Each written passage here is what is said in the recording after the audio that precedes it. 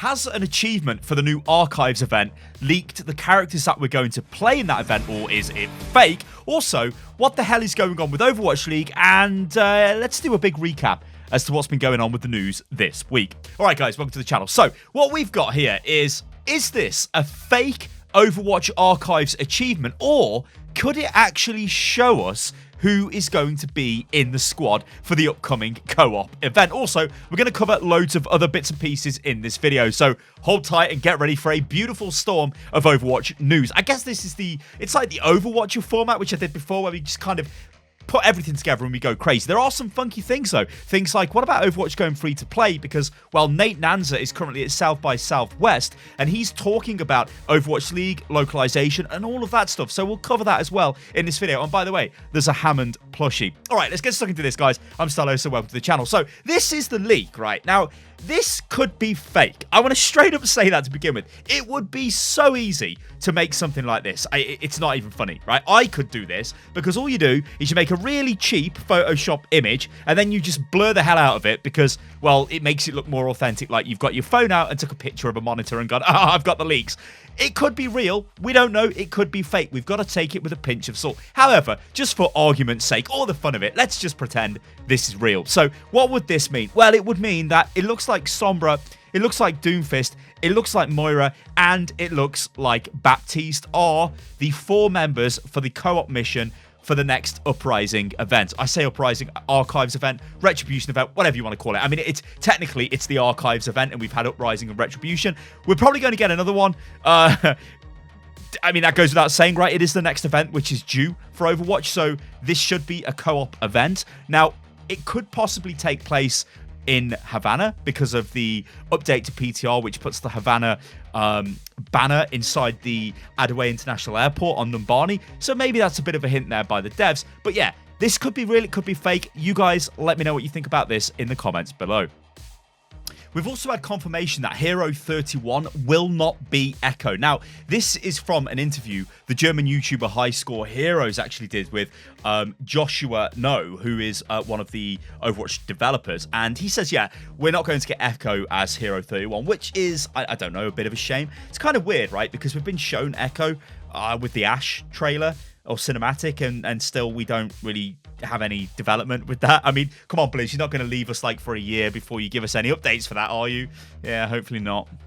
Okay, so Baptiste, he will be available on the live servers next Tuesday. This is the 19th of March. Baptiste will be playable for everybody. Now, this is especially good because it means all you guys playing on console will get to play the hero. And I have no idea what it's like for you guys. All these years where you do not get to play the hero when everybody gets to play the hero on PTR on PC. It must be so frustrating. I mean, if I was just a console gamer, I'd be so annoyed that I didn't have access to all this new stuff. And everybody's playing it, everyone's making videos, all the streamers are playing it on the PTR, and whatever. It would be really annoying. But anyway, he's coming out next week on Tuesday. However, Jeff Goodman did say that he would be playable for a week and then he goes into competitive. That's not actually true, and this was corrected by one of the community managers for Overwatch. He said, no, actually, it's 2 weeks. So Baptiste, yes, he hits the servers next Tuesday, but we won't be able to play him in competitive for 2 weeks. Now, why do I care about competitive? Well, that's probably where we'll see the true strength of the hero. It's difficult to test the heroes in quick play in the arcade, but when we get into competitive, we might be able to see some new kinds of metas forming, which I think would be pretty cool. Baptiste himself, I think, is super fun. I think he's a really, really well-designed hero. It's great because he makes DPS want to heal, which is always a good thing because, well, there's too many DPS in the game anyway. Well, too many players that want to play DPS. So, yeah, I think he's a really good hero. But, yeah, I can't wait to see what you guys think when you get hold of Baptiste.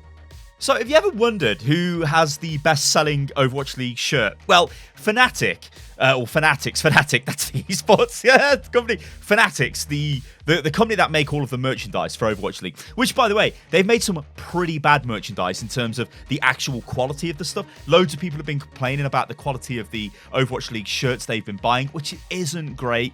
So hopefully they sort that out. However, they have tweeted out a picture which shows us the most popular shirts. Now, there is no surprise here that it is the Fran who has the best-selling shirt, much like it probably would have been Seagull last season, XQC, you know, players like that. If you've got a big social following and you're a big name, you're going to sell more shirts. And you can see, when you look at the top 7 list, you've got Defran at number 1, no surprise. Number 2, you've got Jonak. Now, Jonak's a little bit different, I guess. Maybe not as massive social-wise, but maybe he is. I mean, maybe more of his audience is over in Korea. But the thing is, he's Jonak. Everybody knows him.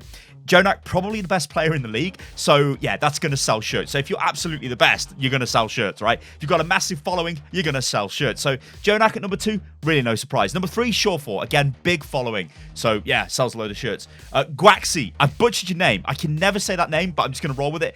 Big Chinese following there. So, yeah, sells a lot of shirts. Shanghai Dragons comes in at number 5 with Gaguri. Again, no surprise, really. Massive shirt seller. And then we get 2 Philadelphia players. We get Carpe, probably up there with Jonak for best player in the league. These 2 are pretty close. They're super mega clutch players. And then we get Poco at number 7. Again, really good social following. So I think that this is no surprise. So yeah, are you guys shocked by this? Do you own a Defran shirt? Let me know. We also get a Overwatch Wrecking Ball plush, or a Hammond plushie. Again, this is quite expensive. A lot of this stuff is really expensive from the store. I think the reason for this is they don't really expect to sell loads of it. So, yeah, if you really wanted to buy a Hammond plushie, you can now. He looks a little bit weird to me, though. He doesn't look like he's the right sort of dimensions. He looks a little bit weird. I don't know. I mean, you guys, maybe I'm just mental. Maybe I'm not seeing the Hammond there. But, I don't know. It looks a bit weird to me, that does. It doesn't look like Hammond. Maybe I'm smoking something, guys. Who knows? You let me know in the comments below. All right, then. Let's talk about Nate Nanzer at South by Southwest. So, Jacob Wolf is a reporter for ESPN. Works for their esports side. Great guy. Does some awesome articles. So, go and check him out. Link to his Twitter below. So, Nate Nanzer is over at South by Southwest. And he's been talking to ESPN about Overwatch League and what's going to happen in 2020. Now, he confirms that there will be localization in 2020. That means for Overwatch League Season 3, all of the teams will play from their home cities. Now, this is big news. This means London Spitfire will be playing in London. It means Paris Eternal will be playing in Paris, or at least in Europe, both of those teams. It means all of the American teams move to their respective cities. Obviously, if you're an LA Gladiators fan, or if you are LA Gladiators or LA Valiant, well, you're not really going anywhere because you're already in LA. Although, you will need your own arena, because I don't think they'll be using the Blizzard Arena, because, well, it kind of doesn't make sense, right? Why would you have the arena if everybody's moving to their own arenas? It doesn't make sense. Obviously, you get Houston and Dallas going out to Texas. You'll have the Chinese teams moving over to China. The South Korean team, Seoul, they'll be over there. It's going to be really cool, I think, this will be. Now, what Nate does say is this is kind of like the realization of the dream. This is what the Overwatch League was designed to be. Now, bit of an issue here is obviously there's only 2 European teams. There's a lot of North American teams. There's quite a few Chinese teams. And then the Seoul team, I guess you could put into that bracket as the Asian teams. Now, there's a bit of a disconnect there. And apparently what's going to happen is there will be more focus on the divisions. So Atlantic and Pacific, the teams will generally play their games in those divisions. So it will cut down on jet lag. We still don't know any of the details on how many games will be played, what actually happens. Are we really going to see a case where London is flying to New York and then Spitfire flies back to play a game in London, then they fly, I don't know, to somewhere else to play another game? You know, maybe they play I was going to say Vancouver, but Vancouver's not on the right coast, so whatever. But you get what I'm saying, right? This is going to be really complex to work out. The good news is it does mean that if you are from the city that the team is from, or at least from the country, at least from my perspective, being in the UK, this will mean that I'll get to watch a lot of Overwatch League games, which is good, because I really enjoy watching the games in LA. The problem is, they're in LA, and LA is pretty far away, ladies and gentlemen, from where I am, so I can't get there. So, yeah, this is really huge news. Now, Nate was also asked about if Overwatch is going to go free to play and what the future versions of the game could look like. Now, I could show you guys the video. Again, I'll link to this in the video description so you guys can go and check it out. It's over on Jacob Wolf's Twitter. But honestly, they're kind of non-answers. I mean, he gets asked about free to play and he's like, yeah, well, you know, we're not really thinking about that right now, but, you know, thanks for the question. Typical kind of PR thing. I mean, this does open a bit of a can of worms. I mean, you guys remember the videos I've made recently where we've spoke about free to play. You look at games like Apex Legends and all kinds of other games out there that are free to play. They have huge player bases. And to have, I mean, look at League of Legends. I guess this is probably the best example. So League of Legends, big esports scene, games free to play. So if Overwatch is really going down the path of just being this esport in the future, then surely it has to go free to play at some point to get people to come back and play. And now, is this entirely an inaccurate thing of me to say that I feel like a fan of Overwatch and a player of the game that I am gravitating more to watching Overwatch League than actually sitting down and playing loads of games. Now, this is kind of rich of me saying this because I have sat down all day today and literally played Overwatch, but you get what I'm saying. Like, I can feel it kind of changing over time. Overwatch League is its own thing, but I kind of want more stuff in the game. If you get what I'm saying, guys, I don't know. It's really difficult. I just want more content, but it's so difficult to ask for more content without sounding like massively entitled. Like, just give me content. I want loads of content. Give it me. So yeah, free to play probably happen at some point, surely. But yeah, they're not giving any answers on it. Again, same thing with the future of Overwatch. I mean, Nate just gives a comparison to StarCraft and World of Warcraft and says, hey, you know, people know about these games. They've been out for 10, 20 years.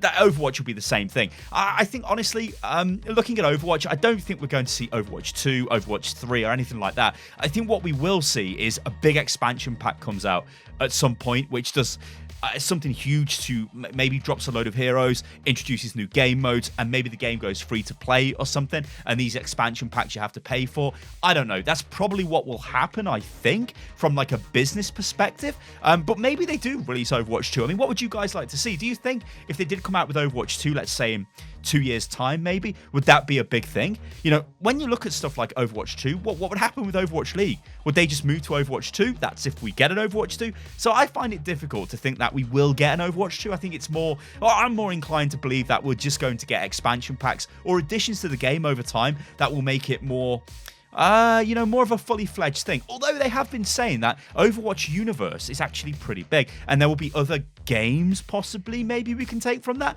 I don't know. We'll have to wait and see. I mean, obviously the horror is we end up with like mobile games like, you know, Diablo, and then we're like, oh no, is this Diablo Immortal? It's like Overwatch Immortal on my phone. I really don't want that, Blizzard, please.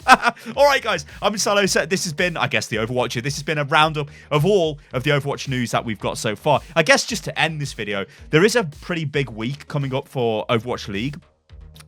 This weekend, a lot of crucial games are going down, and we will find out who will make it to the playoffs for the first stage. Now, obviously, I'm a London fan. London need to beat Seoul. It's going to be a very hard game, and then London need to rely on some other results going their way, but it's going to be huge. I think the two teams to look out for, Vancouver Titans and NYXL, by far the best teams in the league at this stage, so it's going to be huge if those guys make it to the final, and that probably will be a super hype stage final if that happens. All right, guys, I've been Stylosa. This is Unit Lost. If you guys enjoyed the video, then let me know what you think about the video in the comments below, and I will catch you lovely lot on the next one. Toodaloo.